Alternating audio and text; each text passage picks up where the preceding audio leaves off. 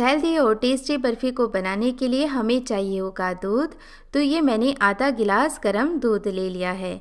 अब यदि आप डेयरी प्रोडक्ट्स यूज़ नहीं करते हैं, टोटली अवॉइड करते हैं, तो उस कंडीशन में आप दूध की जगह पानी का इस्तेमाल करें। और यदि दूध इस्तेमाल करते हैं तो फिर तो दूध का ही इस्तेमाल करें, इससे टेस्ट अच्छा आएगा। अब इस गर्म दूध में हमें डालना है गुड़। तो ये मैंने लगभग 1 कप गुड़ ले लिया है और गुड़ को थोड़ा बारीक टुकड़ों में काट लिया है ताकि इजीली ये दूध में जाकर मेल्ट हो जाए। तो यहाँ पर गुड़ की जो मिठाई हम बना रहे हैं वो बहुत ही टेस्टी बनती है और गुड़ को हमें पिघाल करके लेना है, इसलिए दूध हमने गर्म लिया है। लेकिन उबलते हुए दूध में गुड़ को नहीं डालना है, यानी यदि गैस पर आपने दूध चढ़ा रखा है और फिर आपने उसमें गुड़ डालकर पकाया तो फिर दूध फट जाएगा। तो बस दूध को गर्म कर लें और इसमें ये बारीक कटा हुआ गुड़ डाल दें। थोड़े मोटे चंक्स हैं वो मैंने साइड में रख दिए हैं। बस अच्छे से कर लेते हैं मिक्स और इसे 5 मिनट के लिए छोड़ देंगे। इससे गुड़ है वो बहुत ही इजीली दूध के अंदर डिसॉल्व हो जाएगा। गुड़ जब तक मेल्ट हो रहा है तब तक हम आगे की प्रोसेस कर लेते हैं। तो इसके लिए मैंने लिया है 2 कप भुनी हुई चना दाल। बहुत ही इजीली मार्केट में मिल जाती है, इसे डालिया भी कहा जाता है। इससे चटनी वगैरह भी बनाई जाती है, लड्डू भी बनाए जाते हैं। यदि आपके पास इस तरह की रोस्टेड चना दाल नहीं है तो आप इसकी जगह भुनी हुई चने का इस्तेमाल कर सकते हैं। दोनों का ही टेस्ट होता है वो सेम ही होता है, बस ये दाल फॉर्म में होती है और वो चना फॉर्म में होती है। तो यहाँ पर ये डालिया है वो मैं ग्राइंडर जार में डालूंगी क्योंकि हमें इन्हें ग्राइंड करना है। अब इस बर्फ़ी के टेस्ट को और भी बढ़ाने के लिए मैं इसमें डाल रही हूँ ये 1 कप खोपरा, यानी इसे नारियल का बुरा भी कहा जाता है। ये लच्छा फॉर्म में है इस तरह से। तो ये इस्तेमाल करने से बर्फ़ी का टेस्ट बहुत ही ज़्यादा बढ़ जाता है। और क्योंकि ये लच्छा फॉर्म में है तो चना दाल के साथ ही मैं इसे डाल लेती हूँ ताकि इसीलिए ग्राइंड हो जाए।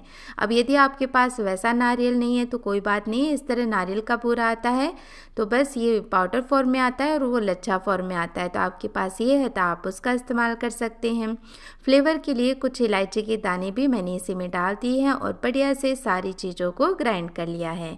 एकदम फाइन ये ग्राइंड हो जाते हैं, कोई मोटे टुकड़े इसमें नहीं रहते हैं। और यदि आपको लगे कि मोटे टुकड़े रह गए हैं तो आप इसे छान कर भी ले सकते हैं। तो बस क्योंकि एकदम फाइन पाउडर के रूप में आ गया है तो मैं इसे एक मिक्सिंग बोल के अंदर ट्रांसफ़र कर लेती हूँ। तो यहाँ पर ये पाउडर बनाकर हमने तैयार कर लिया है। तब तक जो दूध हमने रखा था उसमें गुड़ अच्छे से मेल्ट हो गया है। बढ़िया से कर लेते हैं इसे मिक्स। और आप देख सकते हैं दूध का कलर डार्क हो गया है क्योंकि हमने डार्क कलर के गुड़ का इस्तेमाल किया था और जो डार्क कलर का गुड़ होता है वो ज़्यादा हेल्दी और टेस्टी होता है। अब इस दूध को हम छानते हुए इस पाउडर में डालेंगे और आधा दूध ही मैं अभी इस्तेमाल कर रही हूँ। पहले अच्छे से मिक्स कर लेते हैं। पहले मैं इसे बढ़िया से कर लेती हूँ मिक्स ताकि मिश्रण कितना सूखा है कितना गीला है उसके अकॉर्डिंग हम बचा हुआ दूध इसमें ऐड कर पाएँ। तो अभी ये काफ़ी ड्राई है तो जो बचा हुआ दूध है वो भी मैं इसमें छानते हुए ऐड कर लूँगी। तो मैंने आधा गिलास दूध लिया था वो पूरा इसमें लग चुका है और जितना रेशो चना दाल का और दूध का लिया था उसके अकॉर्डिंग ये परफेक्ट मीठा भी हो जाएगा और बर्फ़ी का टेक्सचर भी बहुत बढ़िया आएगा।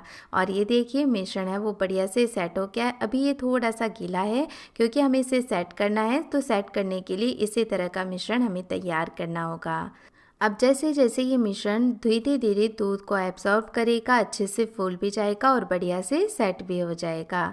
अब क्योंकि हमें इसे बर्फ़ी का रूप देना है तो इसके लिए मैंने ये टिन ले लिया है और टिन को अच्छे से घी से कर लेते हैं ग्रीस। और अब ये अच्छे से निकल भी आए मिठाई। वैसे तो यदि आप सिर्फ ग्रीस करके भी इसे लेंगे तो भी मिठाई इसीलिए निकल आएगी, नहीं तो इस तरह से बटर पेपर भी आप लगा सकते हैं तो इससे ये और भी इसीलिए निकल आती है। और बटर पेपर पर भी मैं थोड़ा सा घी लगा लेती हूँ। और जब तक हमने ये टिन तैयार किया है तब तक देखिए जो मिश्रण हमने रखा था बर्फ़ी का वो कितना अच्छा सेट हो गया है, हाथों के बिल्कुल नहीं चिपक रहा है। तो अब इसे शेप देने के लिए मैं इस टिन में इसे सेट कर लेती हूँ। और यदि आप इसे लड्डू की शेप देना चाहें तो इसे लड्डू भी बना सकते हैं।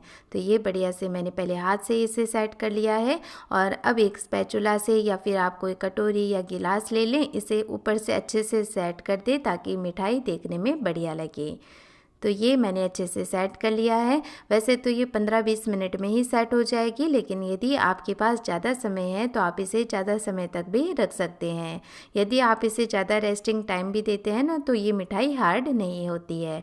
तो चलिए अब आधा घंटा बाद मिलते हैं और ये लीजिए बहुत ही अच्छे से मिठाई वो सेट हो गई है। और फ्रेंड्स, इसे फ्रिज वगैरह में नहीं रखना है, क्योंकि जब भी कोई मिठाई हम फ्रिज में सेट करते हैं तो एक बार के लिए तो वो सेट हो जाती है, लेकिन जैसे जैसे वो रूम टेम्परेचर पर आती है वापस मेल्ट होने लगती है। तो मिठाई को हमेशा रूम टेम्परेचर पर ही सेट करें, इससे उसका टेस्ट भी बरकरार रहता है और उसका टेक्सचर भी। और देखिए कितने बढ़िया पीसेस कट रहे हैं इसके, बहुत ही आराम से बर्फ़ी कट रही है। ना ही ये बहुत ज़्यादा सॉफ्ट है और ना ही ज़्यादा हार्ड है। जैसे ही आप खाएंगे आपके मुंह में ही घुल जाएगी। और एक पीस मैं आपको निकाल कर दिखाती हूँ, देखिए कितनी इजीली ये निकल आया है और बहुत ही बढ़िया टेक्सचर इसका आया है। देखकर तो कोई यकीन ही नहीं करेगा कि इस मिठाई में घी मावा किसी का भी इस्तेमाल नहीं हुआ है। इतनी ज़्यादा हेल्दी और टेस्टी बर्फ़ी बनकर के तैयार हुई है। तो मैं इसे इस तरह से चौकोर पीसेस में काट लेती हूँ, आप चाहें तो लंबे पीसेस में भी इसे काट सकते हैं। तो भाई मैंने तो त्योहार की ये स्पेशल मिठाई बना करके तैयार कर ली है। और क्योंकि त्योहार पर हम कई लोगों से मिलते जुलते हैं, उनको मिठाइयाँ भी खिलाते हैं, लेकिन बहुत से लोग होते हैं वो मिठाई नहीं खाते हैं।